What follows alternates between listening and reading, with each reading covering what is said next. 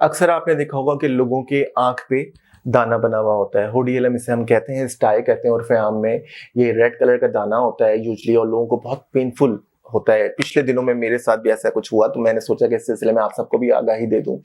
ये जो दाना होता है वो actually blockage of the sweat and sebaceous glands, हमारे यहाँ बहुत सारे ग्लैंड्स होते हैं, गुतूद होते हैं जो हमारे पसीना और ऑयल प्रोड्यूस करते हैं। अगर वो ब्लॉकेज हो जाए उसका किसी भी वजह से, और जब वो ब्लॉकेज हो जाता है उसमें अगर बैक्टीरिया ग्रो करना शुरू कर दे तो उसको हम स्टाई कहते हैं, होडियलम कहते हैं।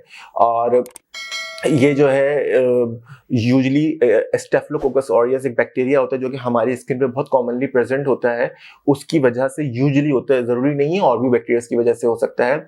इसका सबसे आसान हल ये होता है घर में कि आप हॉट फर्मेंटेशंस करें, गर्म पानी में कपड़ा रख के उसको आप अपने आँख पे बार बार रखते रहेंगे तो वो खुद ब खुद सेटल हो जाता है। उसके अलावा 1 से 2 वीक्स में वैसे ही वो सेटल डाउन हो जाता है।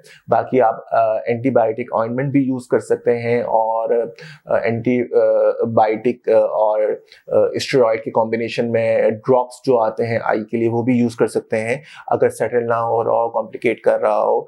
एक वक्त में आपको एक स्टाई और मल्टीपल स्टाइज भी हो सकते हैं। आपको उसकी जो वजूहात होती हैं उसमें एक तो मोस्ट कॉमन वजह ये होती है कि अगर अपनी आँख का आप ध्यान नहीं रखते हैं और आँख की सफाई का ध्यान नहीं रखते हैं। आँख की सफाई का अच्छे से जब सुबह उठते हैं तो जब मुँह धोते हैं तो अच्छे से आँखों की पलकों को सबको अच्छे से साफ करें। दूसरी चीज़ ख़वातीन में जो होती है वो ये होती है कि वो आँखों का मेकअप जो है वो सही तरीके से साफ नहीं करती और आँखों का मेकअप इस्तेमाल करते हुए वो जो मेकअप का सामान होता है वो एक दूसरे का यूज़ कर रही होती हैं ख़वातीन, जिससे इन्फेक्शन के चांसेस, क्रॉस इन्फेक्शन के चांसेस बढ़ जाते हैं। तीसरी एक और वजह जो रिस्क बढ़ा देती है जिसके बारे में रिसर्चेस जा रही है वो so the causes are unknown, तो उसमें एक रिस्क फैक्टर जो आता है वो आता है स्ट्रेस का, और इसके अलावा एक नींद ना पूरा होने का ये भी आता है।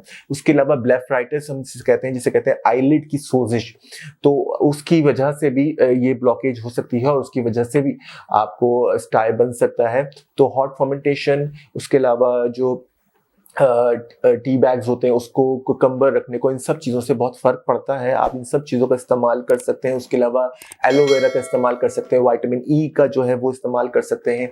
और अपनी आँखों की हाइजीन का ख्याल रखें, ख़ासतौर पे मेकअप, क्योंकि आई मेकअप बहुत ज़्यादा फ्रिक्वेंटली यूज़ होता है ख़वातीन में, तो इसलिए उसका ख़ास ध्यान रखें। अपने मेकअप के जो इक्विपमेंट है, अपने जो सामान है मेकअप का, वो आँखों का ख़ास तौर पर किसी और से शेयर ना करें।